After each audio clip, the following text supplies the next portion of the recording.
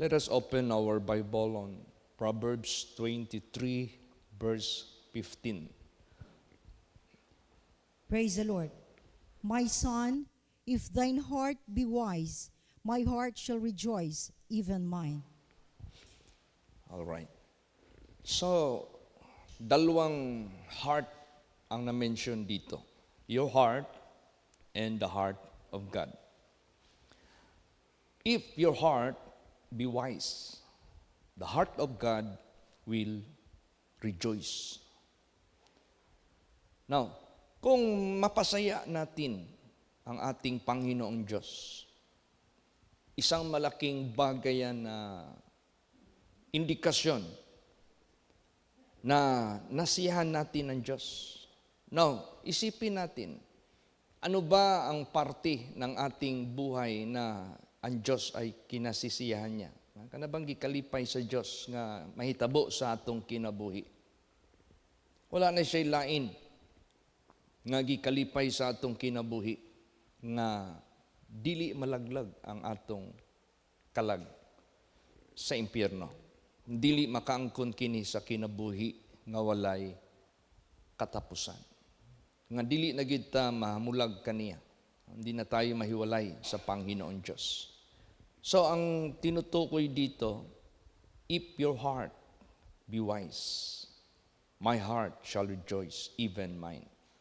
Now, in the eyes of God, ano ang maituturing niya na wise? Ang puso mo. Puso natin. Basahin natin. How He will consider that. Matthew 7:24. Praise the Lord. Therefore, whosoever heareth these sayings of mine, and doeth them, I will liken him unto a wise man, which built his house upon a rock. Yes. Yan yung ituturing niya na wise. Now, would you be counted among these wise? See to it. You will be among the wise. Para makasama ka sa kaharian ng Diyos. Sinabi dito, therefore, whosoever heareth these sayings of mine. Wala itong kinikilalang tribo, wala itong kinikilalang edad, wala itong kinikilalang propesyon, wala itong kinikilalang status. Sino? Kahit sino. This is open for everybody. From the least to the greatest status of human being. Walang pinipili. Kung hari, hindi makinig, tapos yung pinaka muchacho o muchacha, nakinig, maligtas yung muchacha. Tapos kung ang hari hindi nakinig, hindi sumunod, mapahamak siya. So, walang kinikilala ang Diyos. Kaya nga, God is no respecter of person. Gusto mong maging wise kahit sino ka pa sa sanglibutang ito. Ang sinabi dito ni Lord Jesus, therefore, whosoever heareth these sayings of mine. Now, saan natin makikita yung sayings ng ating Panginoong Hesukristo? Pag sinabing sayings, yung statement comes from God. Now, all Scripture are not being written by any private interpretation, but they were led by the Holy Spirit. The holy men were led by the Holy Spirit. So itong all Scripture, ito yung mga sayings ng ating Panginoong Hesukristo. Pag sino man ang nakinig, sinabi dito. So pag nakinig ka, you have some information out from the words you have heard. Pag nakinig ka, you have some knowledge about the word that which you have heard. Now, ang sinabi dito, after having those awareness, knowledge, wisdom from the Word of God, and doeth them. Pag sinabing doeth them, you apply it. Pag sinabing doeth them, you do not ignore it. Pag sinabing doeth them, pagdating ng tukso, pagsubok, to test you, yung sinabi dito sa Deuteronomy, I cause you to be hungry and to be thirsty, that I might know whether you keep or not my commandments. So yung nakinggan natin na Word of God, may mga pagsubok dumarating sa buhay natin. Susubukin tayo ng Diyos. The Lord trieth the righteous, whether you do or not, which you have heard. No? Kung gagawin mo ba o hindi, yung napakinggan mo. O ipalagay natin nabasa mo. Either sa dalawa na yan. Pag yan ay ginawa mo, in-apply mo sa buhay mo, regardless, ano ang sitwasyon sa iyong hinaharap. Pero kung nakatuon ang iyong pagsunod sa iyong napakinggan o nabasa sa salita ng Diyos, you are wise in the eyes of God. Kaya sinabi dito, I will liken him unto a wise man which built his house upon a rock. Tapos kung ipatuloy mo itong verses na ito, when the rain descended, when the wind blew, when the flood came and beat upon that house remained steadfast, unmovable. Hindi nakilos. So ano yun? The judgment of God. Ang paghatol ng Diyos. Hindi ka matitinag. Ganun ka importante yung maging wise ka. May masaya ang Diyos yan sa atin, sa iyo, at kanino pa man, tao sa sanglibutang ito. Now, let us go inner.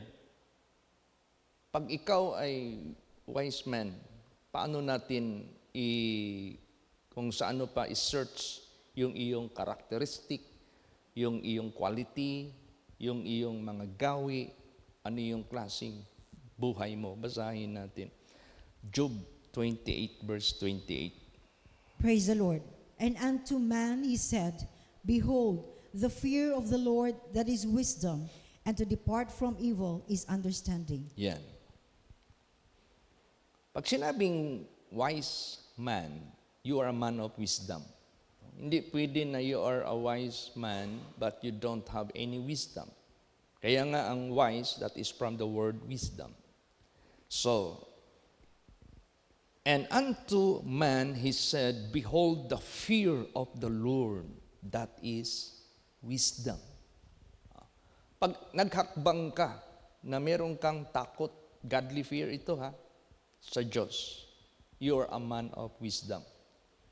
You choose the right move, you choose the right choice, you choose the correct direction.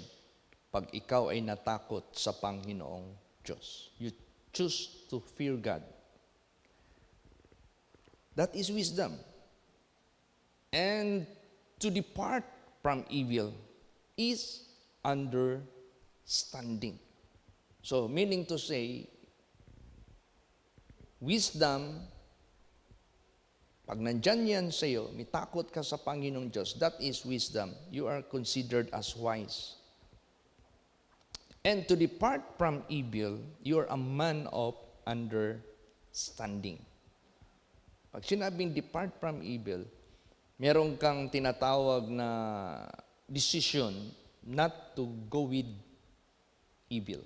Hindi ka sumasama, hindi ka nag-give in, hindi ka gumagawa ng masama, but you set aside yourself. Nilalayo mo yung buhay mo sa evil na yan. So you're a man of understanding. Matalino ka, meron kang pangunawa.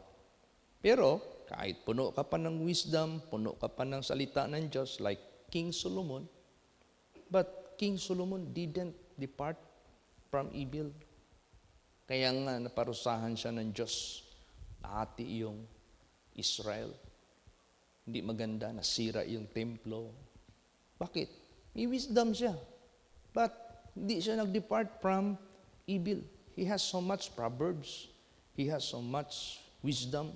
He was well known as the wisest man on earth at that time.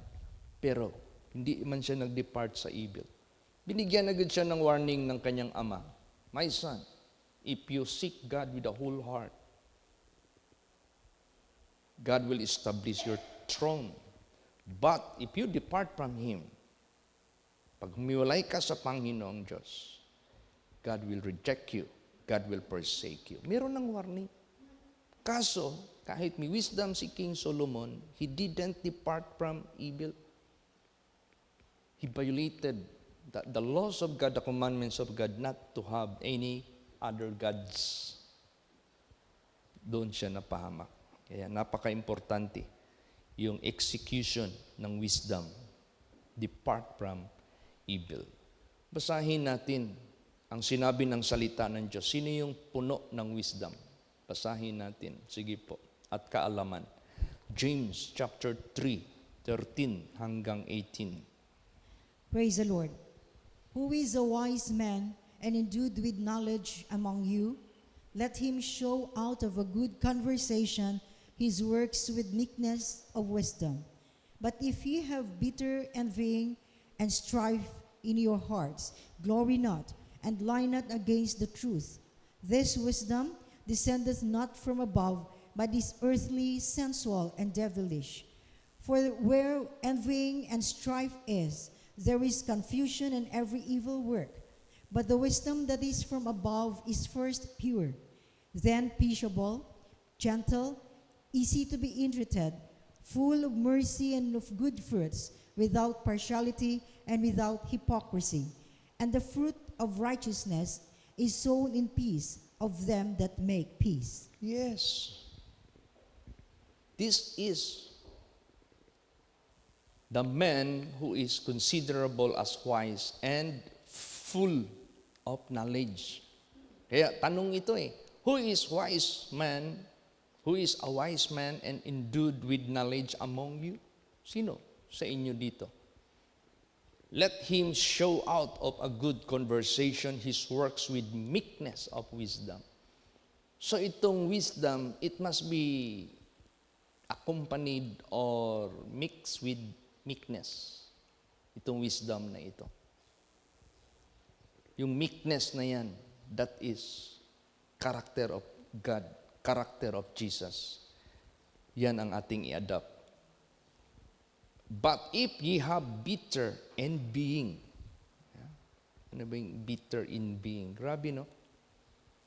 Envy pa, meron pang bitter.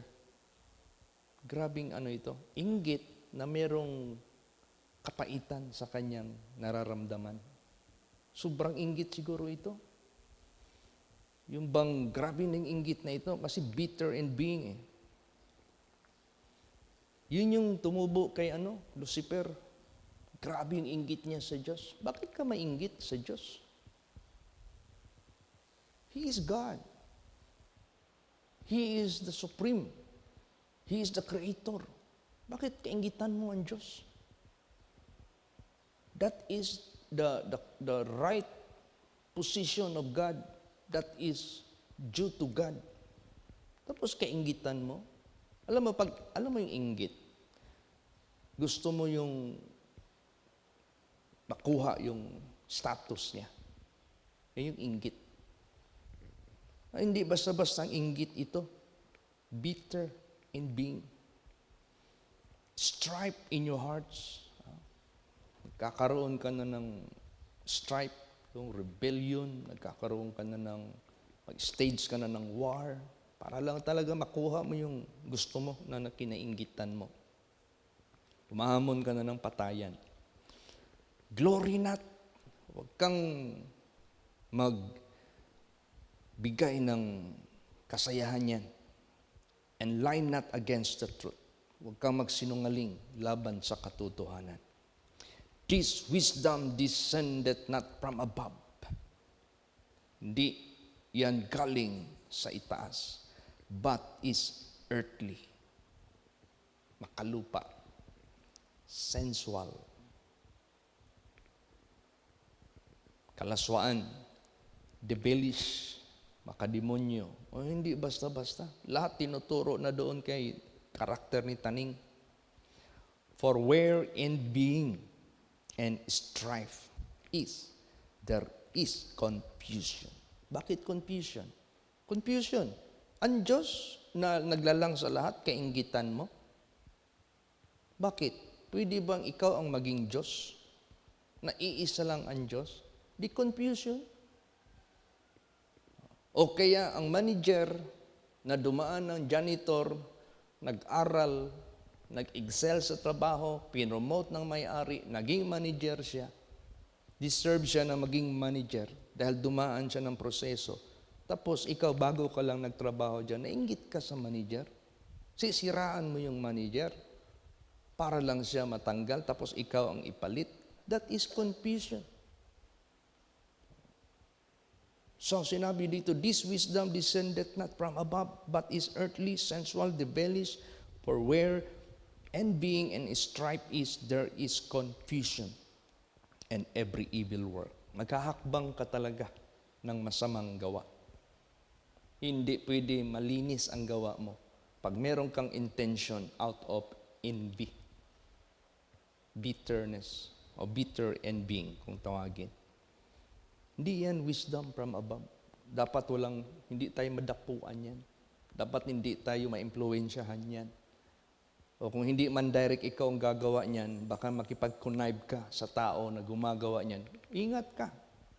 Tingnan mo si Datan, Kuray, na Abiram, na yung pamilya nila, nakipag-connive doon, nakipag-sang-ayon doon. Di ba nasama sila doon na nakain sa lupa, nilibing silang buhay? Bakit? Kinonsinti nila yung masama. Bagamat, tingnan mo yung 1/3 of angel. Kinonsinti nila si Lucifer, yung envy ni Lucifer, yung pride ni Lucifer. Kinonsinti nila, sumama sila. Di ba kasama din sila pagbagsak ng ating Panginoong Diyos? So, we must be careful for that wisdom na hindi galing sa itaas. But the wisdom that is from above, ito ang ating i-adapt, ito ang ating i-apply sa buhay. First, pure. Wala kang iniisip sa kapwa mo. Siya ang gi-promote ng Diyos. Meaning to say, karapat-dapat lang yan sa Kanya. You appreciate what God is doing. Praise the Lord. You appreciate what God is having His system. Pure ka. Wala kang masamang isip. Then, peaceable. May kapayapaan ka. Tanggap mo ang lahat. Ano mang nasa harapan mo. May peace ka. Hindi ka nagkaroon ng, alam mo yung envy? Hindi ba yun makatulog ang tao niya sa inggit? Kasi mag-generate yan ng evil work sa buhay ng tao. Hindi ka mapalagay. Pero pag meron kang peace, dahil wala kang envy, wala kang pride of life, marunong ka magkontento sa iyong estado. Let's say, nag-start ka sa janitor, kontento ka, maging janitor. Tapos kung gusto mong mag-elevate, mag-aral ka. Pasahan mo lahat ng mga exam. Tanggapin mo yung recognition certification that you pass this. Pakita mo sa company. Sabihin ng company, you have taken this course, therefore, you should not remain as our janitor.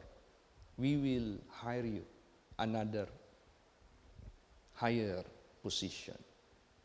Deserve ka. Kasi yung tao na yan, dumaan ng proseso.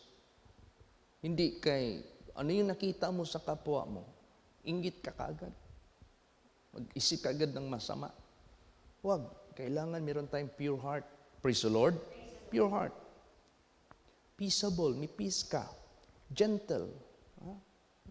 Mari, ibigay mo sa iba ang opportunity. Ibigay mo sa iba ang pagkakataon. Easily to be entreated. Madali kang makausap. Hindi ka mahirap kausapin. Dali lang. Easy to be entreated. Full of mercy. Maawain. Puno ng awa. And good fruits. Mga mabubuting bunga. Without partiality. Yan ang pinaka-importante dyan. Wala kang partiality. Wala kang sinisino. and without hypocrisy. Wala kang pagpakitang tao. Tinan mo yung nangyari kang RJ. Meron na siyang balak ng sumama pa sa amin doon sa kasal. Nag-MC.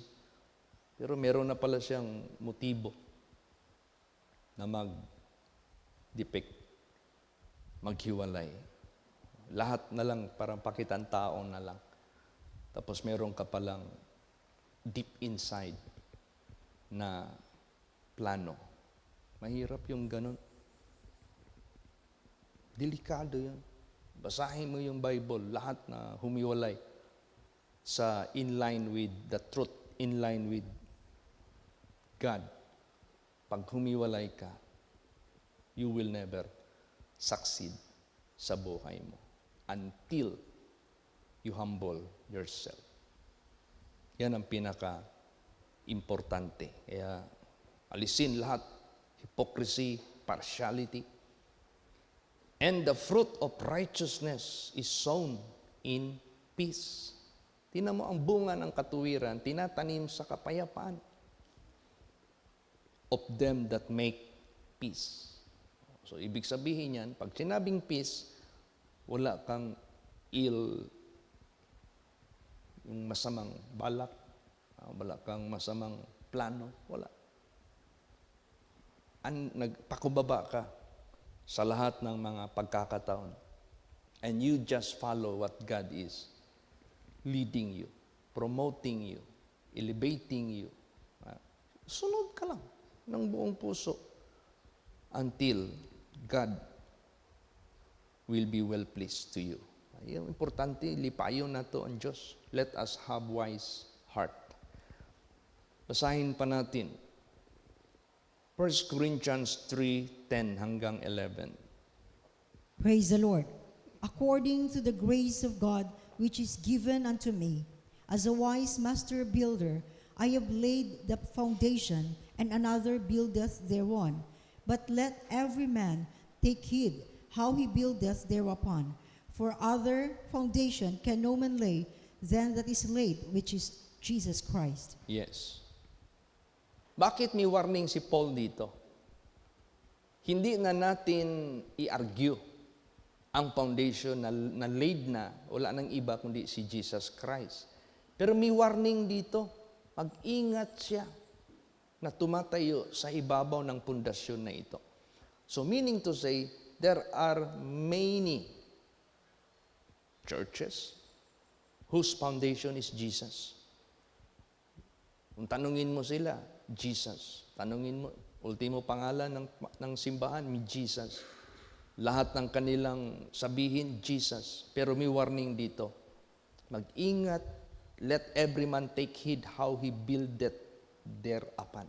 Yes, si Jesus ang ginagamit mo. Pero alalahanin natin, Jesus said, not everyone that calleth me, Lord, Lord, shall be saved. So, mag-ingat tayo. No? Paano tayo mag-ingat na nagtatayo tayo sa ibabaw ng pundasyon na yan na walang iba ang ating Panginoong Hesus Kristo? How do we make na maging wise tayo? Wala nang iba. Gawin mo lahat ang sinasalita ni Lord Jesus Christ. Amen? Praise the Lord. And that is in the Old Testament and in the New Testament, all is Scripture. Lahat ng Scripture. Gawin mo lahat yan. Yan ang maingat na nag-build upon that foundation. Maging wise ka. Maging matalino ka sa harapan ng ating Panginoong Diyos.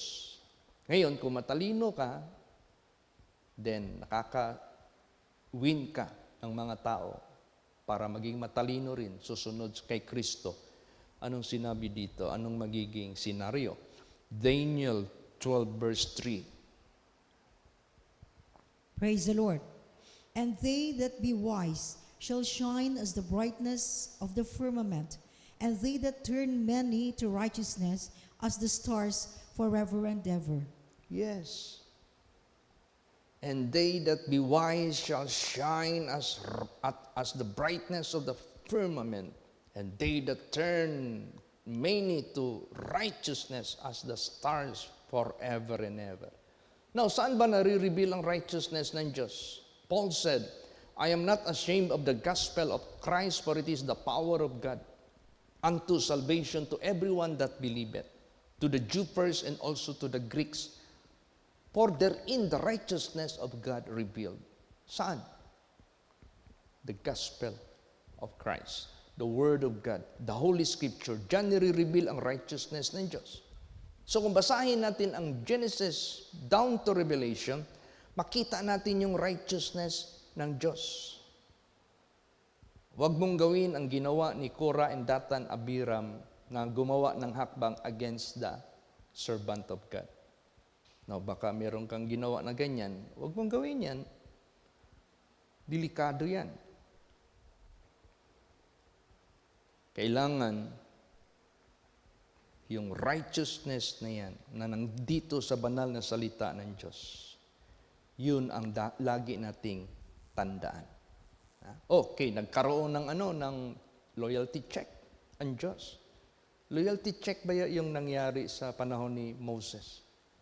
Kaya nga sabi nga ng Diyos kay Moses, Moses, you ask the people, the congregation, those who will side on you, let them be set apart.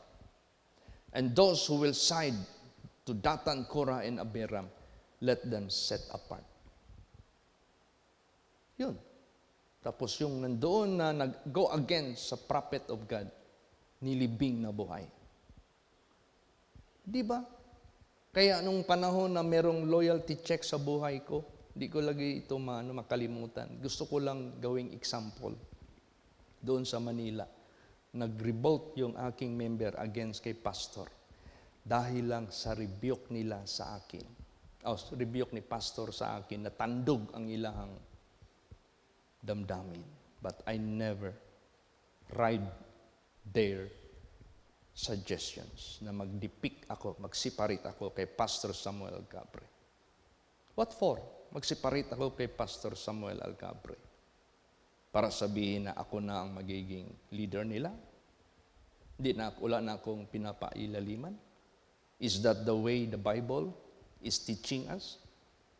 Remember, Absalom. Remember, Datan, Korah, and Abiram. Remember, Miriam. Ito sila. Mga lessons ito lahat na dapat nating tandaan. Hindi pwede na feeling mo na ikaw na, approve ka na sa Diyos. Feeling ni Datan, Korah, Abiram, sila na ang mangungulo. But, pinakita ng Diyos ang disapproval against them. So, ganun sa buhay natin, let us be very careful in every decision we will make.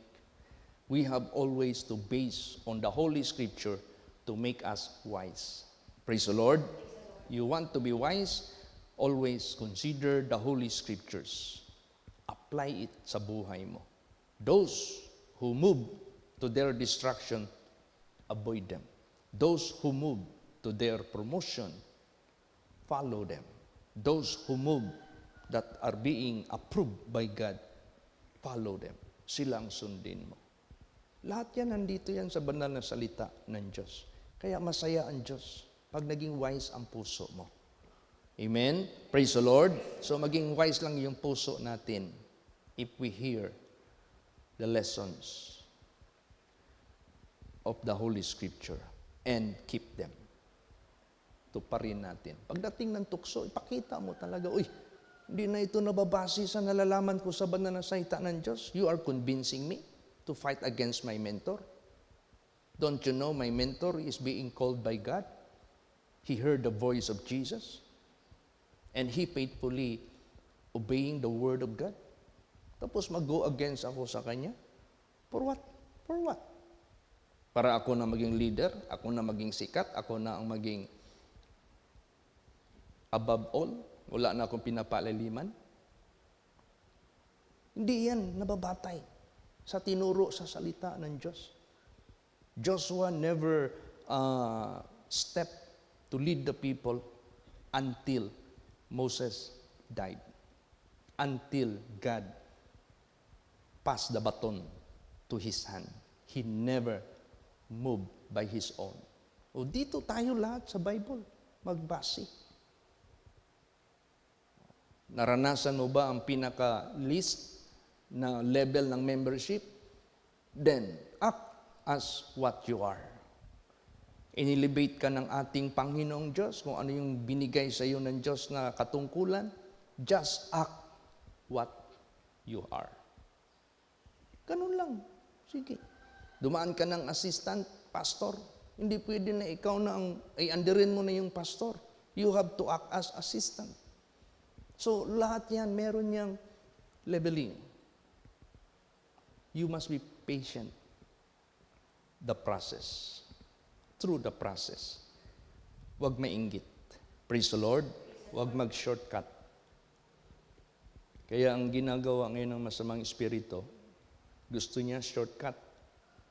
Bigla ang pera, malakihang pera. Ang mga tao naman gusto ng shortcut, kumakagat. Yung pala, scammer. Dami ngayon yan. Ay, kumakalat ngayon sa sanglibutang ito. Kaya nga, sabi nga sa akin ni Pastor Alan, alam mo si Pastor Alan, dumaan niya ng chaplain. As a chaplain. Ni-assign siya, saan? Pastor Alan, doon ka ma-assign sa cybercrime.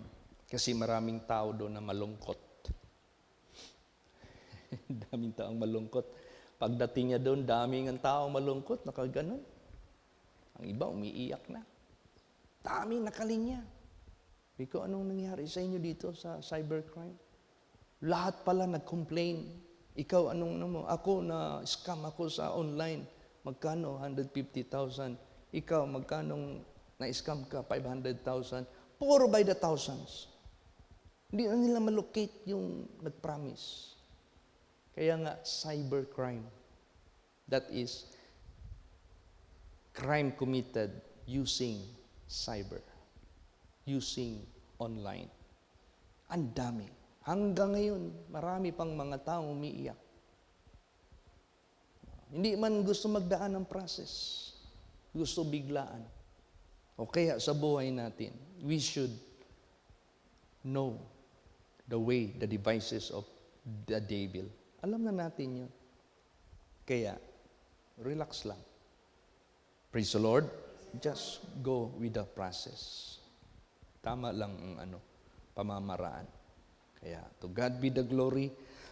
Pasalamat tayo sa ating Panginoong Diyos na ayaw niya na ma-engage tayo sa foolishness. Basahin natin. Ezekiel 33:11.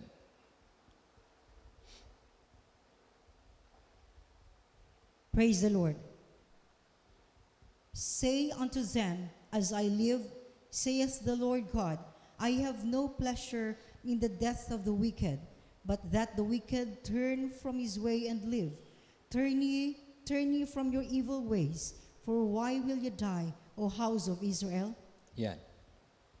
Ang unang verse natin, God, His heart will rejoice if your heart is wise. Ito naman, God is sad. Wala siyang pleasure sa kamatayan ng mga wicked. Bakit? Who are these wicked? This wicked which heart is not wise. Yung kanilang puso hindi wise. Bakit? They never depart from evil. They never fear God. Wala, hindi nila nagawa yun. Kaya ang wish ng Diyos, ang prayer ng Diyos, sinabi dito, but that the wicked turn from his way and live. Yan ang prayer niya. Yan ang kanyang wish. Na ang lahat ng masama, tumalikod na sa kanyang mga daan para mabuhay siya. Turn ye from your evil ways. Talikdan nyo na ang mga kasamaan ninyo. Why will you die? Bakit nyo gustong pahintulutan na kayo ipapunta sa kamatayan? O house of Israel. Bakit kamatayan ang kinalulungkot ng Diyos sa mga kamatayan ng mga wicked? Samantala ang kamatayan ng mga righteous, precious in the eyes of God. Masaya ang Diyos. You are finished product. You are being reserved for His eternal kingdom. Pero yung mga wicked, ang kamatayan ng mga wicked, kinalulungkot ng Diyos. Kasi wala nang chance yan eh. Tingnan mo, basahin yan.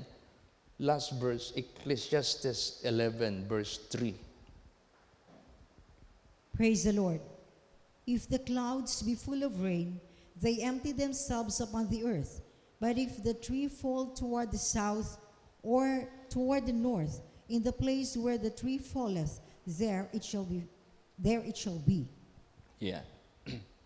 Talagang ganon.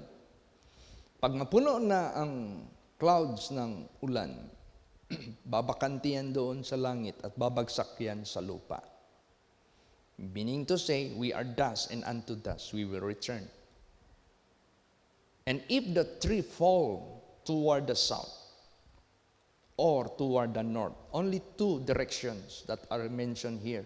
There are 4 directions of wind, but only 2 directions are being mentioned. Bakit? Dalawa lang direksyon ng tao. Either mamatay ka sa katuwiran or mamatay ka sa kasalanan. Wala nang ikatlo, wala nang ikaapat. Dalawa lang yan.